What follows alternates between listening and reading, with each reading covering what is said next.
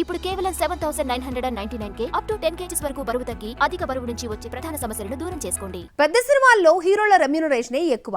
అయితే రాజమౌళి సినిమా విషయంలో మాత్రం అది రివర్స్. హీరో కంటే డైరెక్టర్ పారితోషికమే ఎక్కువగా ఉంటుంది. అయితే ఈసారి రాజమౌళి యూటర్న్ తీసుకుని మహేష్ కంటే తక్కువ తీసుకున్నాడా? చూద్దాం. బాహుబలి తర్వాత రాజమౌళి ఇండియన్ టాప్ డైరెక్టర్ అయిపోయాడు. ఇమేజ్ కు క్రేజ్ కు తగ్గట్టే రెమ్యూనరేషన్ పెంచేశాడు. ఒక్కో సినిమాను 2-3 ఏళ్లు తీస్తాడు. నెలకు జీతంగా కొంత, లాభాల్లో కొంత వాటా తీసుకుంటున్నాడు రాజమౌళి. ఈ లెక్కన RRRలో ఎన్టీఆర్, రామ్ చరణ్ కంటే ఎక్కువ రెమ్యూనరేషన్ జక్కన్నదే.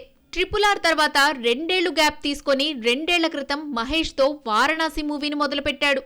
3 ఏళ్ల పాటు మరో మూవీ చేయకుండా వారణాసికి డెడికేట్ అయిపోయాడు మహేష్.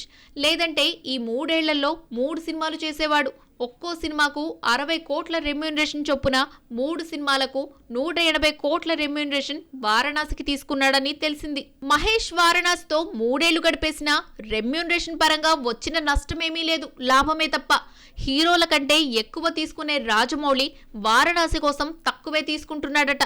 160 కోట్లు చేసే ఓవర్సీస్ రైట్స్ తీసుకుంటున్నాడన్న వార్త సోషల్ మీడియాలో చక్కర్లు కొడుతోంది. రాజమౌళి సినిమాలకు కథలను తండ్రి విజయేంద్ర ప్రసాద్ ఇస్తాడన్న పేరే కానీ ఏడాది పాటు డైరెక్టరే చెక్కుతాడు. స్టోరీ లైన్ తండ్రి ఇస్తే కొడుకు లైనప్ రాసుకుంటాడు.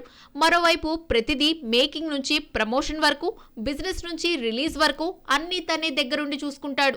పాన్ ఇండియా ఇమేజ్ లేని మహేష్ ను పాన్ వరల్డ్ లోకి తీసుకెళ్లిన రాజమౌళి రెమ్యూనరేషనే ఎక్కువన్న వాదన కూడా ఉంది. వారణాసి 1300 కోట్లతో రూపొందితే 500 కోట్ల దాకా నటీనటులు, టెక్నీషియన్స్ రెమ్యూనరేషన్ కే సరిపోతోంది.